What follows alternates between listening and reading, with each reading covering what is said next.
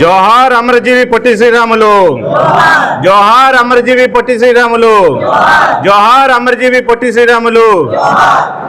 ఆనాడు తెలుగువారిపై మద్రాసీలు అణిచివేతకి ఆగడాలకి ప్రతీకంగా తెలుగువారికి separate state ఉండాలని చెప్పేసి ఒకరోజు కాదు 2 రోజులు కాదు ఏకంగా 58 రోజులు ఆమరణ నిరాహార దీక్ష చేసి ప్రాణాలు త్యాగం చేసి రాష్ట్రం సాధించిన వ్యక్తి అమరజీవి పొట్టి శ్రీరాములు గారు.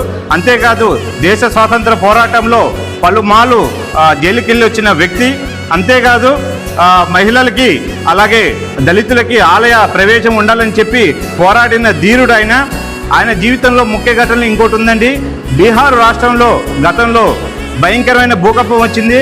అట్లాంటి సందర్భంలో బ్రిటిష్ వారు సైతం కూడా చేతులు ఎత్తేశారు.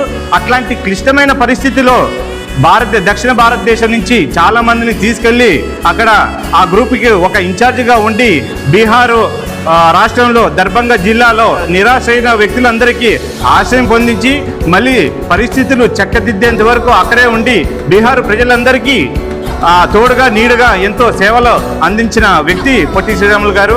అలాంటి గొప్ప వ్యక్తులకి కూటమి ప్రభుత్వం 58 అడుగుల విగ్రహాన్ని నిర్మించడం ఎంతో గర్వకారణం. అలాంటి వ్యక్తి పట్ల మనమంతా గౌరవంగా ఉండాలని ఈ సందర్భంగా తెలియజేసుకుంటున్నా. జోహార్ అమరజీవి పొట్టి శ్రీరాములు, జోహార్ అమరజీవి పొట్టి శ్రీరాములు. ఈ సందర్భంగా ఇంకొక విషయం పర్సనల్గా చెప్పదలుచుకున్నానండి. పలు వేదికల మీద పలుసార్లు ఆయన గురించి చాలామంది ప్రస్తావించారు.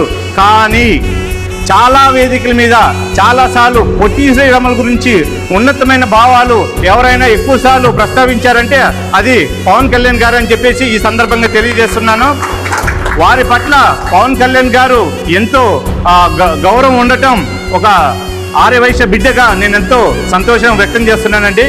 జోహార్ అమరజీవి పొట్టి శ్రీరాములు గారు, జోహార్ అమరజీవి పొట్టి శ్రీరాములు గారు.